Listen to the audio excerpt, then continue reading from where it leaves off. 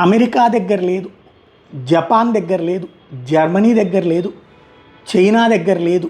ఏదైతే fast breed technology reactor, ఏదైతే nuclear రియాక్టర్కి సంబంధించి ప్రపంచంలో రెండవ దేశం కింద భారతదేశం ఆవిర్భవించింది. మొన్ననే నరేంద్ర మోడీ చెప్పుకొచ్చారు కదా. అంటే విద్యుత్తు భవిష్యత్తులో అతి తక్కువకి వచ్చేటటువంటిది. ఇది భారతదేశానికి మాత్రమే సాధ్యమైంది.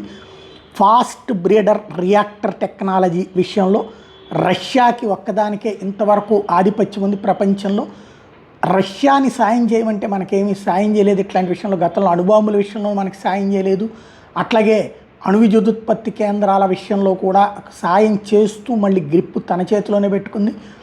అలాంటి సందర్భంలో ఇప్పుడు వాళ్లతో సహకారం అవసరం లేకుండా నాడు అణుబాంబులు తయారు చేసాం, నేడు ఆయుధ తయారీలు కూడా మనం సొంతగానే చేసుకుంటున్నాం. ఇప్పుడు ఈ ఫాస్ట్ బ్రీడర్ రియాక్టర్ టెక్నాలజీ కూడా మనమే ఏర్పాటు చేసుకుంటున్నాం.